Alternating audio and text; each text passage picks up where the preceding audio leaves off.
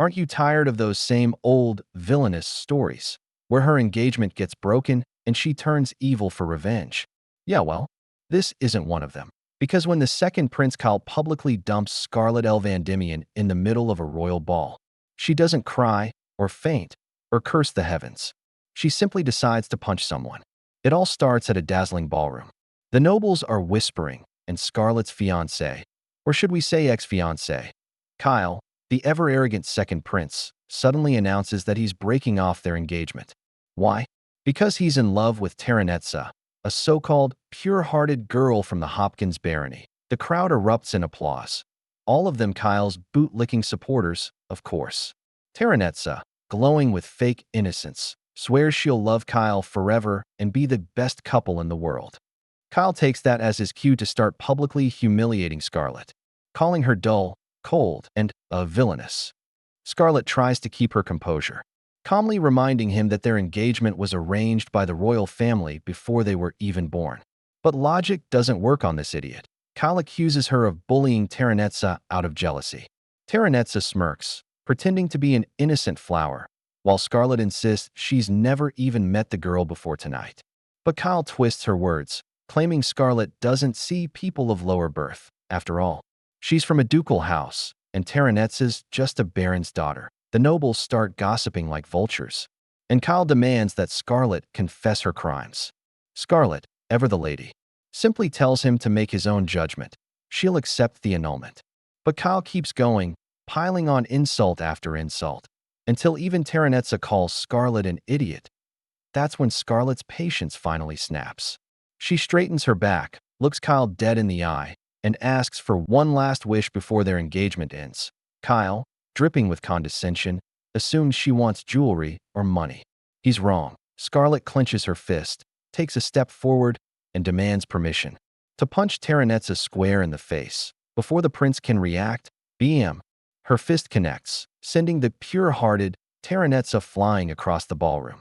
Gasps echo through the hall. Scarlet mutters that she's simply releasing years of pent-up rage. But how did it come to this? Cue the flashback. Years earlier, little Scarlet was already famous, or infamous, for her temper. One day, her brother Leonardo scolded her for punching a noble boy from House Alexia. But Scarlet argued that the boy deserved it. He was bullying a commoner.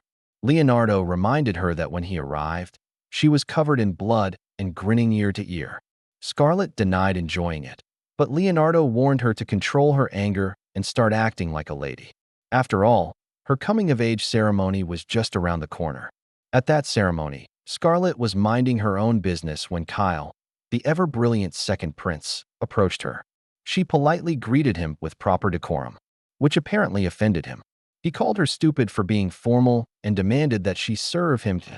That's right, serve him. Scarlet nearly lost it right then and there.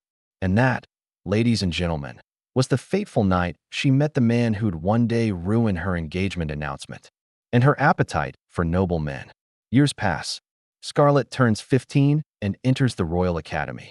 And guess who's still tormenting her? Kyle. Her father had instructed her to assist the prince at school. But Kyle took that as permission to treat her like his personal servant. One day, after class, Scarlet's friends invite her to dine with them. But Kyle bursts in, shouting and grabbing her by the collar, demanding to know why she hadn't bought him lunch yet. Scarlet calmly says she was about to, but that only enrages him more. He drags her away for punishment. Her friends try to intervene, but Kyle's followers block them. Now here's the kicker. Kyle's anger wasn't about food. He was just bitter because Scarlet was placed in the special curriculum, while he was demoted to common.so. Naturally, he decides to pull out a knife and threaten to cut Scarlet's silver hair as a trophy. Scarlet warns him not to, or she'll tell her father and have the engagement nullified. Kyle mocks her father, calling him a royal lapdog. That's when Scarlet's fist starts twitching again. But before she can punch him, a voice interrupts. From a nearby tree, a lazy but sharp voice says, "Take your lover's quarrel somewhere else." It's Julius von Poliston, the first prince. He jumps down, teasing Kyle for his behavior. Julius apologizes to Scarlet on behalf of his idiot brother, but Scarlet shrugs it off. She's used to it. Still, Julius confronts Kyle for bullying her. Kyle denies everything and even tries to order his retainer to attack Julius, but the man refuses, reminding him you can't lay hands on royalty. Humiliated, Kyle storms off, muttering threats. Scarlet thanks Julius, but he smiles and says, "Did I save you or him?" When she looks confused, he changes the subject, saying he was only up in the tree to escape his sycophants. Turns out the kingdom's in chaos. The noble faction wants to crown Kyle, while the true heir Julius is too strict for their liking. Julius says he doesn't mind being isolated, not when he's found something interesting. Cue dramatic wind, hair flutter, and Scarlet's deadpan expression. Yeah, she's not falling for it. The next day, the Academy posts aptitude test results. Julius ranks first, perfect scores across every subject. Scarlet? A bunch of 99s. Even when she outperforms her instructors. They call her sloppy. Julius strolls over, smirking, and whispers that getting a perfect score was easy. Scarlet's pride takes a massive hit, and she swears revenge through hard work. Cue montage of midnight training. Sweat, sword swings, and explosion magic. Soon, she retakes the top spot and beams with pride. Julius congratulates her, patting her head, saying he enjoyed watching her secret training. Her friends tease her, but Scarlet insists they're not close. The next morning, she ignores Julius completely. At lunch, again. After school? Yep, still ignoring him. Julius keeps showing up by coincidence, claiming he likes watching the icy rose make faces. Scarlet's not sure whether to be flattered or alarmed. Then, he asks if Kyle's still bothering her. When she says no, Julius casually brushes her silver hair and admits he's glad she didn't lose it. Then he whips out a wildlife notebook, and Scarlet's listed inside as an animal, and before she can react, he proposes engagement. Scarlet gives him a death glare so cold it could freeze lava. All those years of humiliation, frustration, and romantic chaos boil down to this moment, the night of the ball. Terranetza's fake tears, Kyle's arrogance, the noble's mockery. It all piles up, and so Scarlet snaps. She punches Terranetza into next week, silencing the ballroom. Kyle lunges at her, but when Scarlet glares, he freezes, literally falls to the floor in fear. Now, she's had enough. She puts on her gloves and tells the nobles to brace themselves. The nobles panic, calling for guards, but Scarlet knocks them out with a sleep spell. Seeing her magic, the nobles start begging. One offers his daughter in marriage, another his slaves, another his wife. Scarlet is utterly disgusted. If they can sell others to save themselves, then maybe they deserve a good thrashing.